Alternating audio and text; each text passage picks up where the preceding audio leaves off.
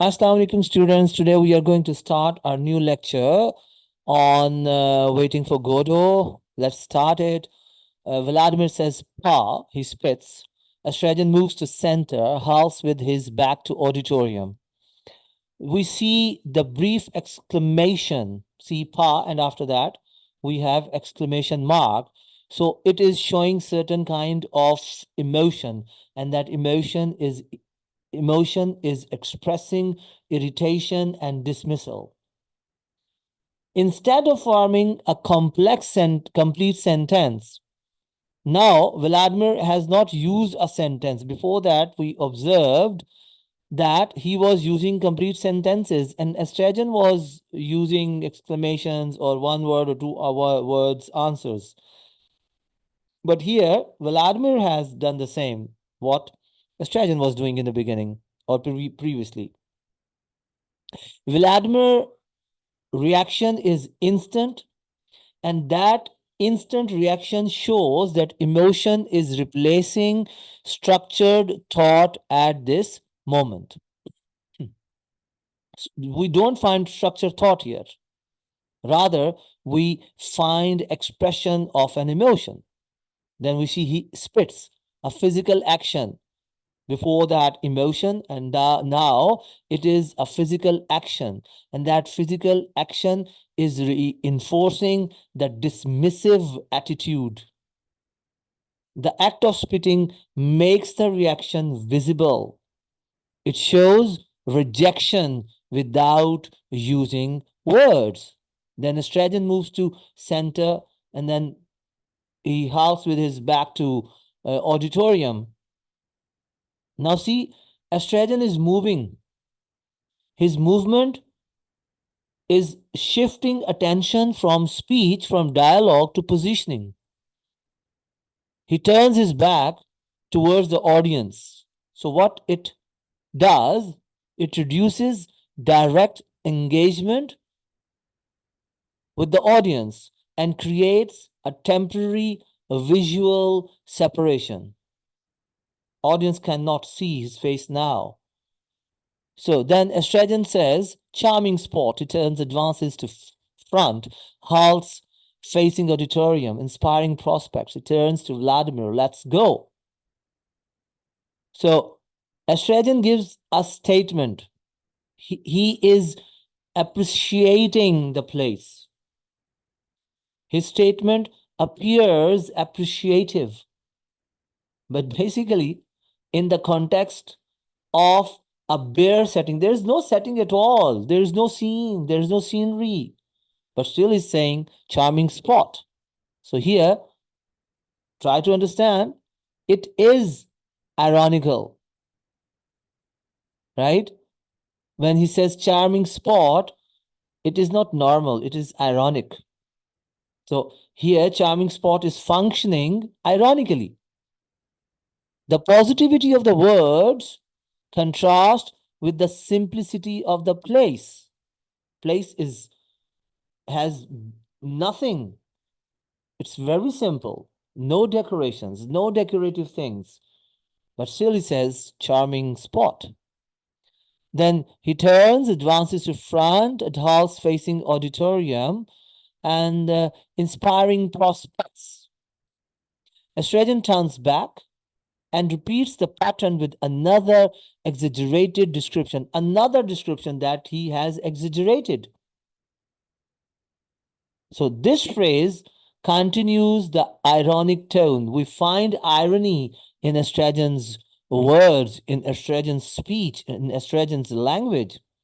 And here, the language is suggesting more than what is visibly present. Visibly, it is not present. What he is saying through language, like inspiring prospects or charming spot.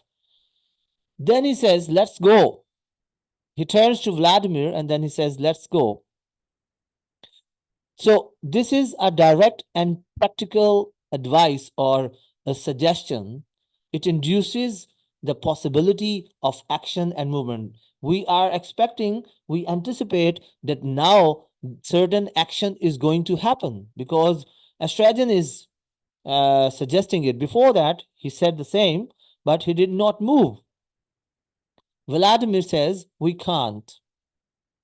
So the response is immediate and final. In 2 words, he says he rejects the proposal of moving. It blocks the proposed action without delay, abruptly, promptly. He says, no, we are not moving. We cannot. It's not possible for us to leave this place. So that shows restriction. Vladimir and Estragon are bound to stay there. They're bound not to leave that place, to abandon this place. Estragon says, why not? A question. Again, a question with WH, asking reason. Estragon does again and again. Again, he's asking for a reason. Why not? Why not? We can't do that. This question tries to reopen the possibility of movement. That yes, it is possible that we can move. We should move. Vladimir says, we are waiting for Godot. The most important statement of the play, suggesting even the name of the play. This line is providing the reason for not acting, why they are not acting, why there is inaction, because they're waiting for Godot, they're waiting for someone. The explanation is simple, but absolute, ultimate. And that explanation prevents any further movement. There is no possibility that they are going to move from there. Estragon says, a short reaction, short exclamation that suggests recognition and recollection. It shows that the reason is familiar rather than new. They have been waiting. It's not for the first time that they are waiting for Godot. They have been waiting, and Estragon knows it. He knows the reason. He has also been the part of that waiting process in past. So, despairingly, pause. You sure it was here? Now, this pause is marking a shift. Now he's asking a question. He's affirming certain thing. After initial recognition, Estragon begins to doubt the accuracy of the place. That is it the place where we have to wait?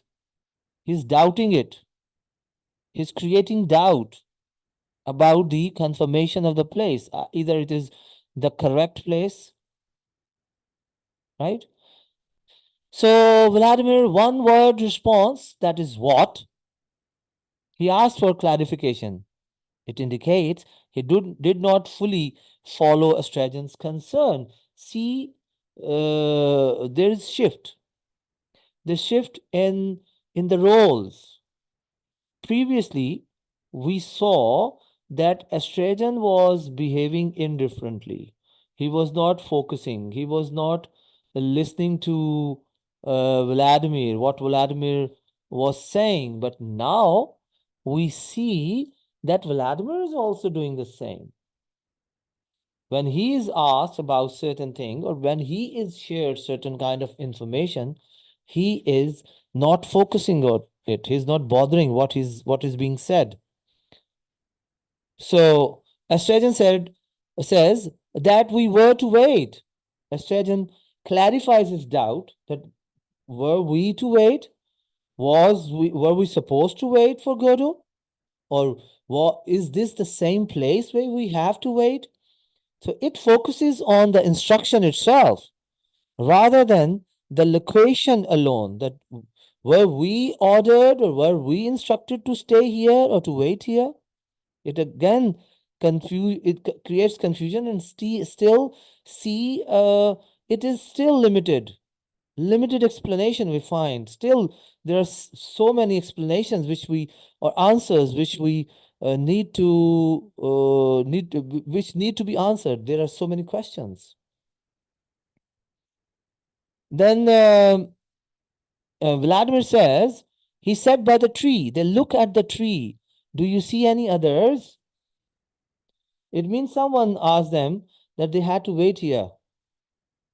Both Vladimir focuses on memory, depends on memory, he relies on memory, and he justifies the place. He says, yes, this is the place. We were asked to wait here. The certainty of the statement depends entirely on recall, on memory. He's recalling his memory, he's recalling his past. So they look at the tree. Do you see any others? Both characters visually confirm the situation. They look around and they agree, or they want to agree, or they want to confirm that this was the same place where they had to come. This question, they are questioning.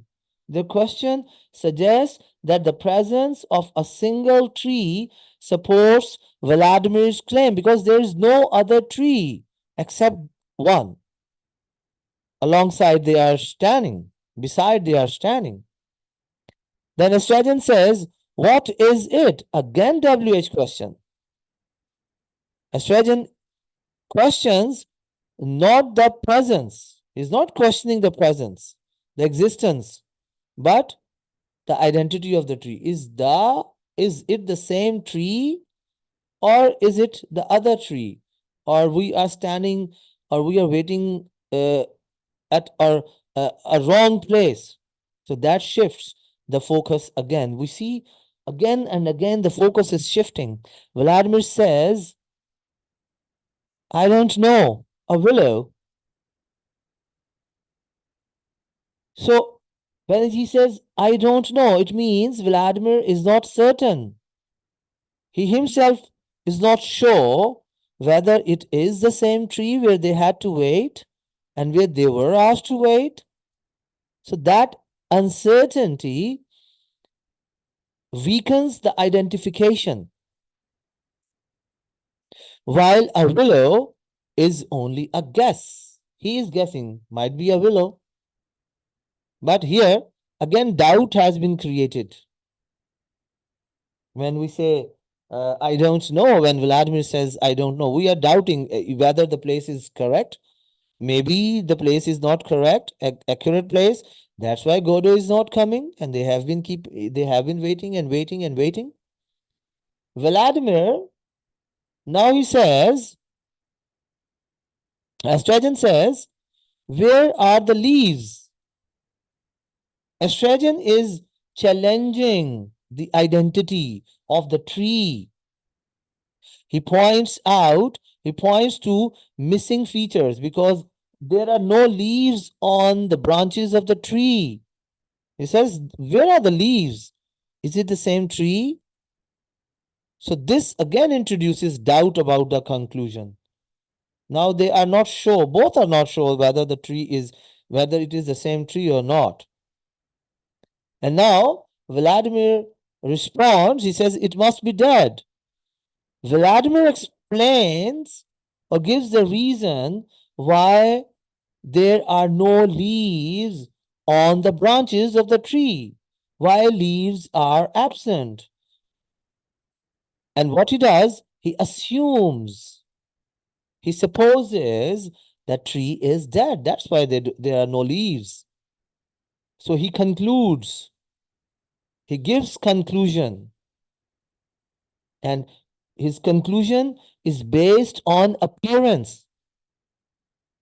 The way the tree looks, he says it might be dead, but he's still not certain. So his answer, his assumption is not based on certainty, on assurance, but on appearance. So it appears that we can judge, or we can give comment, or we can assume just only by looking at appearance, or by seeing appearance. Estragon says, no more weeping. Now there's again brief response from Estragon. That brief response refers to the idea of a willow without explaining it. We are not explaining willow. Normally, willow has so many leaves, so many branches. It's very It's very bushy. So the remark remains incomplete. No more weeping? What do you mean by no more weeping? Does it explain anything? It does not explain complete idea. Still, it is little explanation is given here. So then Vladimir says, or perhaps it's not the season. He also gives another reason, alternative explanation. So it means there is no one explanation. There is no ultimate explanation. There are different explanations which are presented or given by Vladimir. And now he's replacing one certain idea with another. Before that, he might be certain about that, and now he's certain about this one. So his reasoning is shifting. His reasoning is not settling. It's not concluding. Australian says, it looks to me more like a bush. Australian now follows his same character, the character of rejecting ideas that clearly. So he rejects Vladimir's identification and he gives his own reason. So the third reason, he says that there is, I think this is not a tree, rather it's a bush. And here he is disagreeing. He's showing disagreement. So we find again disagreement in conversation of both characters. Vladimir says a shrub. So he modifies it. More, he modifies the term slightly, but still maintains a different label. He does not agree that it's a bush. He says it's a shrub. So difference is small, but shows insistence. Shrub and bush, they are slightly different, but main thing is insistence. He's insisting that it's not a bush, rather it's a shrub. Australian repeats, a bush. So without adding new reasoning, what he does, he stresses that it is a bush. It's not a shrub. It's not a tree. So here, both are disagreeing again. So this disagreement continues without any development. There has been no development. That is the problem we are facing here. There is no development at all, right? But disagreement is persisting. Then Vladimir says, what are you insinuating? That we've come to the wrong place? Now, it's a broken word, just one letter and then space. It shows interruption in thought. He was thinking something different, and then he is taking pauses internally.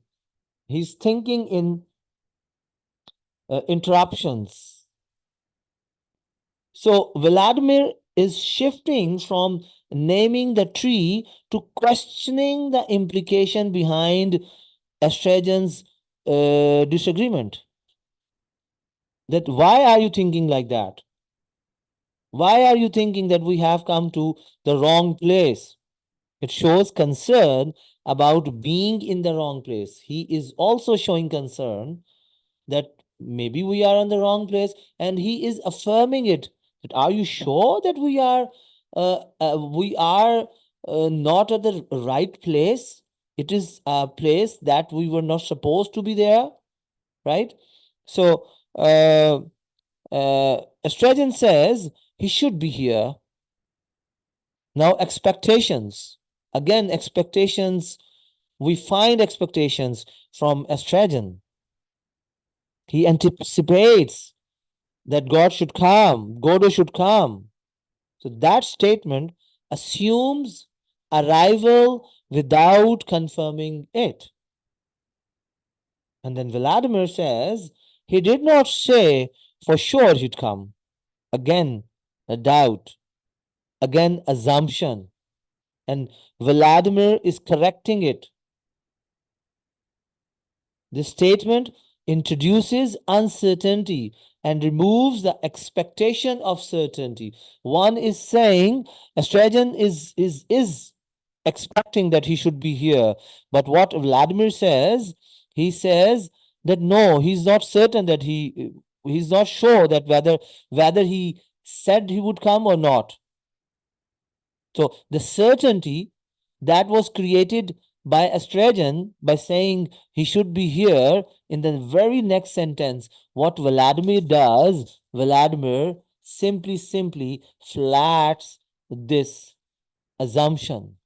He finishes, he kills the certainty, he kills the expectation, what Astrajan has, about what Astrajan was certain. So now we will stop here. Let me talk about techniques. I will also give you certain examples. So see, Beckett's style or technique is that he uses verbal irony. And we find usually verbal irony in Astrajan remarks when he says charming spot and inspiring prospects. Both of them are examples of verbal irony. The words sound positive and appreciative, but they contrast with the plain setting of only a tree and road. Both are opposite. They are not the scene is not appreciate. The scene does not worthy of appreciation. So this contrast creates irony where the literal meaning does not match the implied meaning. There is an implied meaning. So we have the concept of implied and literal and figurative or implied meaning. So here we see it's created. So the playwright also uses short blocking dialogue. Why he uses that? Have you ever thought? The answer is he wants to create immediate tension. This is clearly shown in the exchange, let's go or we can't. Responses are brief. Let's go or we can't. Both are brief responses. They are also not indirect responses, they are direct responses. So the brief and direct responses are creating a sharp contrast between suggestion and refusal. And that contrast stops action instantly. Let's discuss another important technique, that is the use of pause. He uses pauses. Why he uses them? He uses pause because he wants to mark shifts in thought. After Astrajan says, ah, there is a pause before he asks, you are sure it was here? The pause signals movement from momentary recognition to uncertainty. Slightly he recognizes and then he moves towards uncertainty again. He becomes uncertain again. So a writer Beckett also employs a strong question and answer structure. We have been observing that there is structure of question and answer. One are questions, the other one answers. So throughout this whole page, you will find the same structure. Questions such as why not? You're sure it was here? What is it? All these are questions. And all these questions drive the conversation forward. We move forward only in conversation. However, the answers often produce more uncertainty. They create more doubts instead of clarifying the questions, clarifying the reasons, clarifying the answers. So that makes the dialogue circular. We have discussed that there has been circular dialogues. Another technique is used here, that is repetition. It appears in the exchange about a tree. Once it is said a willow, then it is said a bush, then it is said a shrub, then again it is said a bush. So this repeated correction again and again, you are correcting it and you are contradicting the previous one. So that correction and contradiction emphasize disagreement without progress. They are disagreeing, but they are not moving forward. They are not progressing. They are not concluding anything. Rather, they are creating more confusion. Beckett uses broken speech and interruption too. If you see in Vladimir's line, then pause, a line, what are you insinuating? This incomplete word shows interruption in thought and sudden defensiveness. It becomes defensive. So there is also significant use of physical action and gesture. See, he spits. State direction is given here, is presented here. It is action. It is a gesture. That he spits reinforces Vladimir's dismissive mood without needing explanation. Similarly, when they look at the tree, the physical action shifts attention from speech to observation. They were talking first, but then their focus changes to observation. They start observing the tree. Then we find another technique here, that is contrast in characterization through dialogue. Estragon repeatedly asks direct questions such as why not, what is it, while Vladimir gives uncertain or shifting answers like I don't know, a willow, or perhaps it's not the reason. This contrast shapes their interaction.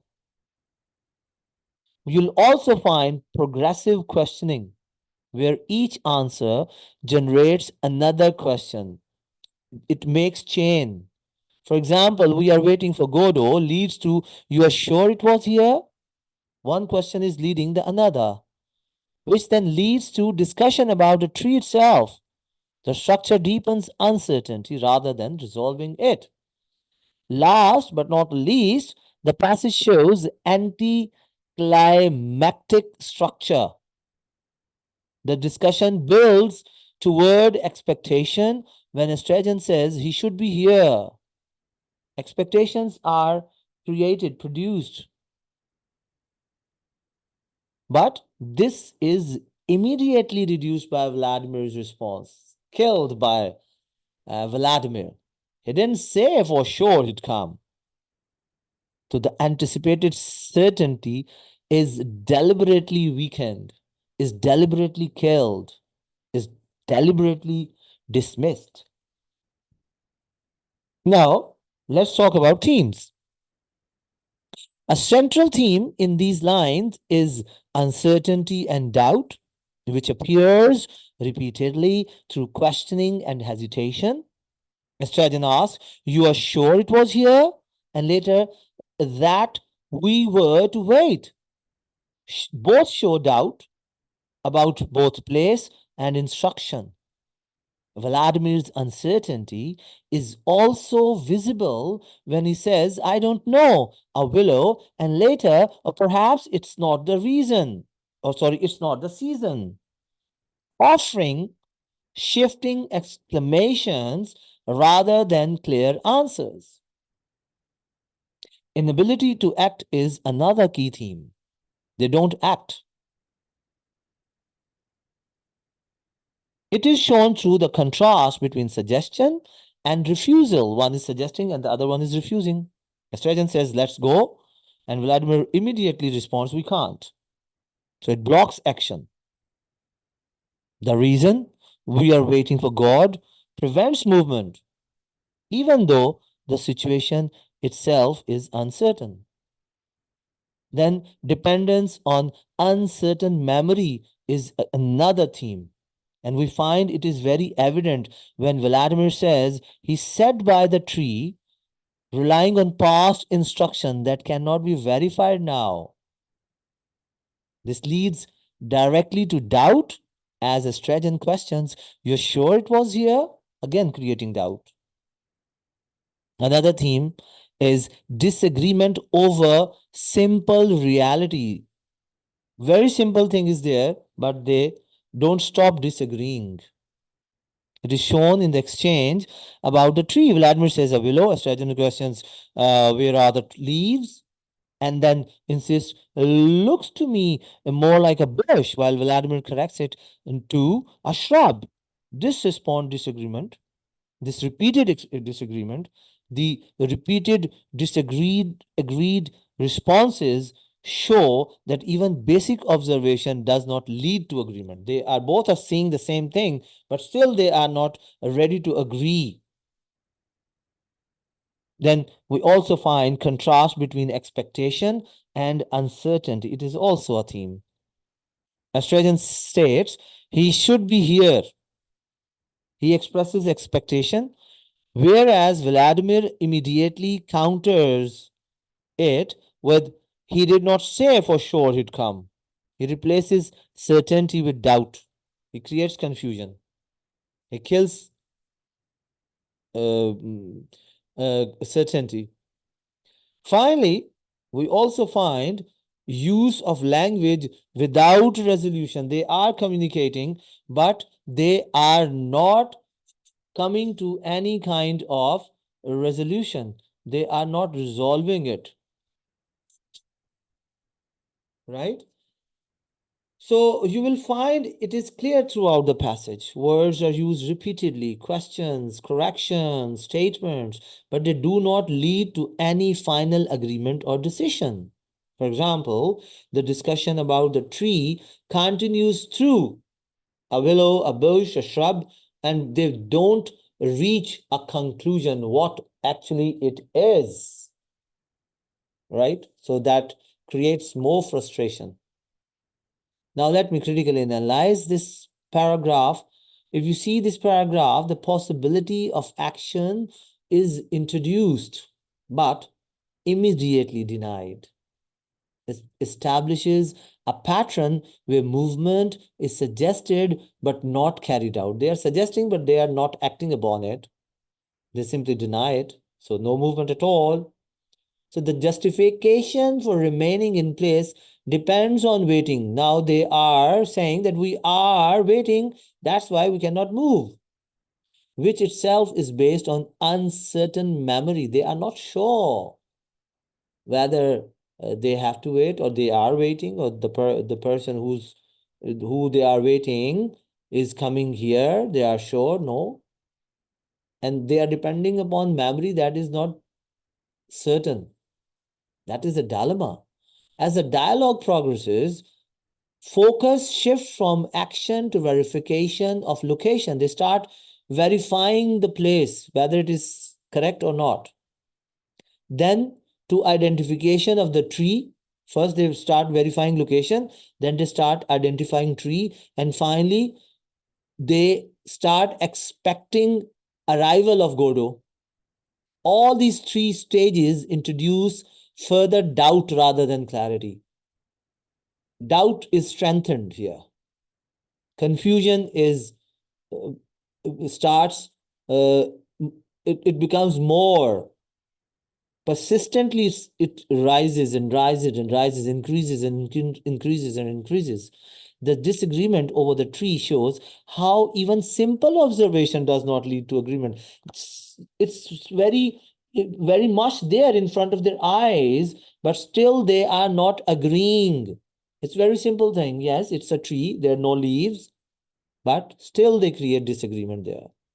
Vladimir's defensive reaction suggests underlying concern about being in the wrong place. He's also confused whether they are in the wrong place or right place. While Estraden's statement, "he should be here," it reflects expectation, but he's still not certain. That is the problem. Certainty is the problem. They are not certain, they are uncertain. The final line removes even that expectation by stating that no definite promise was made. more confusion. So we can say that the dialogue moves from attempted action to increasing uncertainty without reaching a resolution. We find dialogues, then action is attempted, then uncertainty increases. And what is the end? That there is no end, there is no resolution, there is no conclusion, there is no agreement. Only what exists there is confusion, uncertainty, vagueness. So let me conclude this lecture. This whole page presents a movement from suggestion of action to complete uncertainty. Remember three things. First, suggestion of action, and then complete uncertainty. Then questions about place, questions about object, that is tree, and then questions about expectation, and all of them remain unresolved. They remain questions. We don't get their answers. That dialogue is structured through contradiction, through repetition, through doubt. And all these, this contradiction, repetition, and doubt, what they result? They result in no clear conclusion without these, within these lines. We don't find any conclusion at all. So the same problem persists. It does not finish at all. I hope you have understood it. If you have any questions, you can ask. Thank you for watching.